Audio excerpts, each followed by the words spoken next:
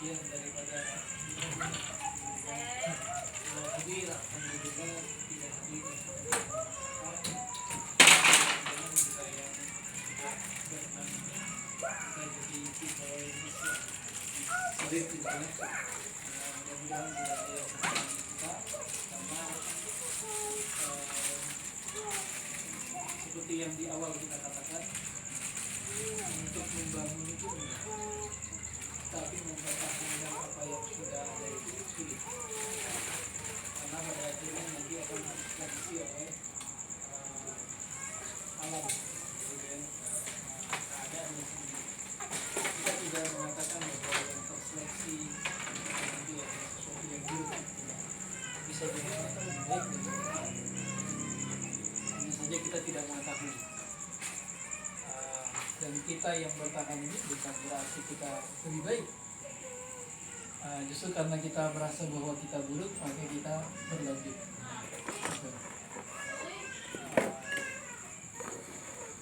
Jadi tetap saling mendoakan, tetap saling mengingatkan, karena sebagaimana yang kita katakan tadi, kalau sendiri-sendiri itu kesalahannya kembali cenderung ketahuan. Tapi kalau kita berjamaah, ya kesalahannya tertutup ya. Dan kita yakin kita masing-masing itu pasti punya kekurangan. Tapi dengan adanya kebersamaan, sesuatu yang berat itu pada akhirnya menjadi ringan. Sesuatu yang sulit menjadi mudah. Dan sesuatu yang mustahil menjadi mungkin. Kalau sendiri-sendiri, ya siapa yang mau menolong kita? Nggak ada. Walaupun nanti ketika kita di akhirat ini, ya kita sendiri-sendiri. Nggak ada lagi tuh, kita mau sama siapa? Istri kita belum tentu sama kita, anak kita belum tentu sama kita. Pun begitu teman-teman kita. Yang ada yauma yafirul mar'u min akhihi wa ummihi wa abihi wa sahibatihi wa banihi. Semuanya pergi, saling meninggalkan. Likulli imri'in sya'nun yughni. Karena masing-masing sudah disibukkan dengan urusan mereka sendiri-sendiri. Gitu. Tapi apakah mungkin kita nanti bisa saling bertolong-menolong? Yang kata Rasulullah, anta ma'aman ahbabta. Engkau itu akan bersama dengan siapa yang kau cintai. Jadi kalau kata Imam Syafi'i, kalau kita sudah punya teman yang baik, pegang erat. Karena mencari teman yang baik itu susah. Tapi kalau sekali kita dapat, pegang erat. Dan sebaik-baik teman bagi kita di dunia ini adalah Al-Quran, bukan iman. Jangan dipegang. Jadi sebaik-baik teman kita itu ya Al-Quran. Karena kata Rasulullah, ya hanya Al-Quran nanti syafi'an li ashabi, dia yang akan menjadi syafaat bagi sahabat. Bahkan derajatnya kita di surga itu nanti ditentukan oleh batas akhir bacaan kita. Tapi ini biasanya berlaku bagi orang-orang yang hafal Al-Quran. Para ulama mengatakan begitu. Iqra semata, baca naik. Jadi kalau Hafiz cuma qul huwallahu ahad, ya cuma batas qul huwallahu ahad. Jadi kalau kita batasnya Ali Imran, ya agak tinggian dikit itu kan. Itu. Jadi semakin banyak kadar hafalan kita, semakin tinggi derajat kita di akhirat. Walaupun seperti yang kita katakan di pekan-pekan lalu, emang orang hafal Quran jaminan dia masuk surga? Belum. Emang jaminan orang yang rajin salat dia derajatnya tinggi di surga? Belum tentu. Orang yang baik itu tidak bisa memastikan bahwa dia akan menjadi ahli surga. Apalagi yang jahat, gitu kan? Apalagi yang jahat.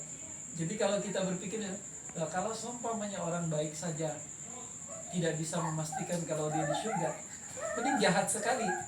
Lah orang baik aja belum pasti, apalagi yang jahat, gitu kan? Gitu.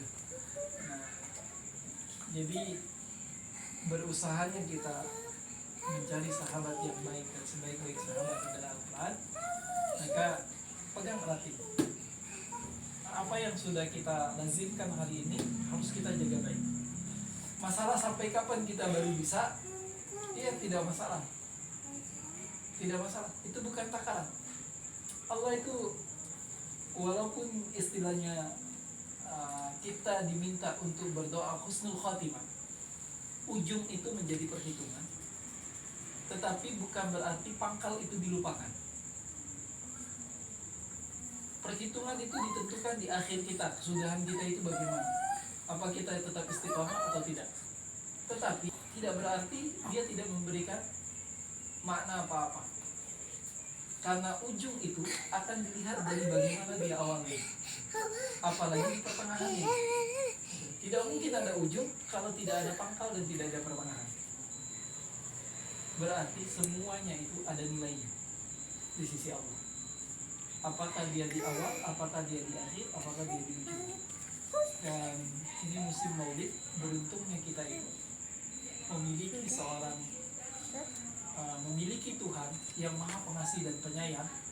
Udah begitu kita punya Nabi, punya Rasul juga yang selalu mengkhawatirkan kita.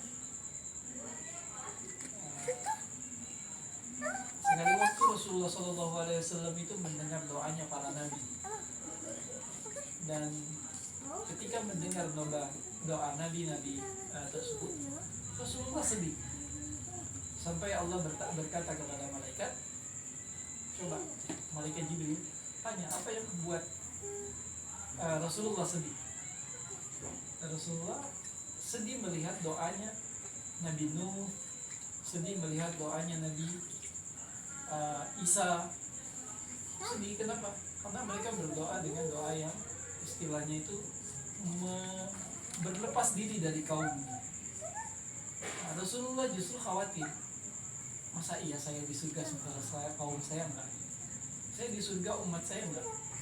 Maka Allah mengatakan, sampaikan kepada Muhammad, Allah tidak akan membuat kecewa Rasulullah. Artinya apa? Semua umat Nabi Muhammad itu sebagaimana dikatakan oleh Rasulullah, kullu ummati dakhalal jannah. Semua umatku itu akan masuk surga. Hadisnya nggak usah disambung. Ini ada sambungan sebenarnya. Tapi biar kita gembira, cukup sampai situ saja. Biar kita bahagia gitu. Sambungannya ada. Jadi kata Rasulullah, kullu ummati dakhalal jannah. Semua umat itu akan masuk ke dalam surga tanpa terkecuali. Dan surga itu akan diharamkan bagi umat yang lain sebelum umatnya Nabi Muhammad masuk ke dalam surga semuanya. Terbayang kita betapa baiknya Rasulullah, betapa indahnya kita jadi seorang muslim. Cuma yang kita harapkan ini kan ada dua jalan. Ada yang lewat jalan tol gitu kan, ada yang lewat jalan Pantura. Udah gitu Parbadan lagi gitu. Kita nggak mau gitu kan lewat jalan-jalan yang begitu. Kita pengennya jalannya yang lurus saja, yang langsung. Saya tujuan sampai, buka pintu sampai tujuan. Itu yang kita inginkan. Artinya, kalaupun umat Nabi Muhammad ini sudah dijaminkan masuk ke dalam surga, tapi kita nggak mau mampir dulu. Kita pengennya langsung. Nah, beruntungnya lagi, kitab kita ini adalah Al-Quran. Dia yang akan memberikan syafaat bagi kita di hadapan Allah nantinya, dan dia pula yang akan memberikan pertolongan. Bayangkan, kita punya Allah yang maha penyayang, kita punya Rasul yang juga khawatir kalau kita ini tidak masuk ke dalam surga. Kita pun diberikan pedoman yang kalau kita baca pedoman ini, baca saja, dia menjadi syafaat bagi kita. Jadi apalagi yang rugi. Dan beruntungnya lagi juga seluruh langit dan bumi ini Allah ciptakan untuk apa? Likhidmatin nas, untuk mengabdi kepada kita. Coba kalau seandainya Allah tidak tundukkan ini semua kepada kita, mana mungkin kita bisa berlayar di atas lautan. Obiman nggak sampai ke Papua. Kenapa? Karena angin tidak Allah tundukkan kan? Kutiawan gitu. Itu serius kita jadi bercandanya seperti itu, tapi realnya ya, semua itu Allah tundukkan kepada kita. Kita terbayang kalau seandainya sedikit saja Allah tahan tangan kita. Nggak usah semuanya. Allah nggak kasih kita jempol saja. Allah nggak kasih kita jempol. Jempol ini Allah ambil. Gimana kita makan? Ayo. Mau megang sesuatu gimana? Cuma jempol saja Allah ambil gitu kan? Nggak usah yang lain. Jempol saja gitu. Mau gimana? Nggak bisa. Satu jempol saja ternyata udah bikin ribet. Apalagi yang lain. Tentunya Allah sudah tentukan semua. Sampai kita tidak ada alasan untuk tidak taat kepada Allah. Jadi singkatnya sebenarnya ya alhamdulillah kita sudah diberikan semuanya Allah kepada kita, termasuk ringannya wajah kita, ringannya hati kita sudah belajar. Ini merupakan rezeki dari Allah yang tidak punya tukaran. Jadi kalau uang bisa dicari, kemudian apa lagi? Istri pun bisa dicari lagi, ya kan? Ini serius, artinya apa yang kita ini? Nggak punya rumah. Bagi Allah maupun bayar apa? Gampang semua. Tapi kalau masalah kedekatan dengan kita dengan Al-Quran, siapa yang mau kasih? Kalau Allah nggak giring kita, nggak mungkin. Jadi jagalah baik-baik, kita jaga bersama-sama, dan sebagaimana dikatakan oleh Allah, wal asri innal insana lafi khusr illa alladziina aamanu wa 'amilus shalihaat wa tawassaw bil haqq wa tawassaw bis sabr. Allah bersumpah dengan waktu, walaupun di sini dimaknai dengan waktu asar. Tetapi pemaknaan waktu asar ini bukan berarti tidak ada makna tafsiran yang lain. Justru penafsiran wal asr ini sebagai waktu asar itu lebih mentakkid lagi, memperjelas bahwa singkatnya kehidupan kita di dunia. Kenapa? Karena hidup kita ini hanya di antara asar dan maghrib. Kenapa asar dan maghrib? Karena asar ini akhir waktu, maghrib ini sudah pangkal hari. Berarti jatah hidup kita cuma di sini. Terbayang tuh cuma berapa jam? Perumpamaannya lagi, apa kita lahir kita diazankan, sholat. Jedanya cuma sholat sunnah doang gitu, ya kan? Jedanya cuma sholat sunnah aja itu. Ini pun kalau ada yang sholat sunnah, kalau nggak ada, ya, jedanya singkat banget. Artinya dunia ini cuma sesuatu yang ya sementara. Nggak ada yang abadi di dunia ini. Nah, sementara kebersamaan dengan Al-Quran ini, ya dia akan menjadi sesuatu yang abadi bagi kita, dan dia yang akan menolong kita nanti di akhirat, pun dia yang akan memberikan syafaat bagi kita di dalam kubur. Kalau kata Ibnu Hajar al-Asqalani begitu, dia yang akan datang bahkan sebelum malaikat Munkar dan Nakir datang bertanya kepada kita. Dia yang akan mengajari kita, walaupun Udin gak bisa bahasa Arab, Al-Quran akan membimbing kita untuk bisa menjawab semua pertanyaan malaikat dengan berbahasa Arab. Masya Allah.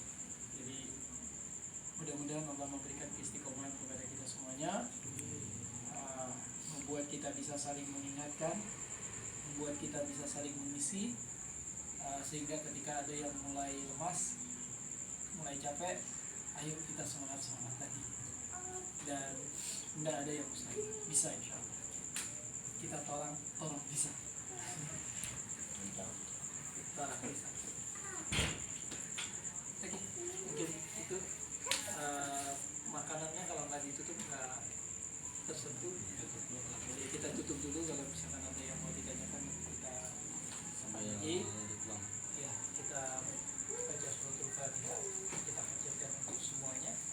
Mudah-mudahan segala yang baik Allah berikan, segala yang buruk Allah jauhkan, yang berat mudah-mudahan Allah ringankan, yang sulit mudah-mudahan Allah mudahkan, dan yang terbaik adalah Allah tambahkan keberkahan, Allah ridho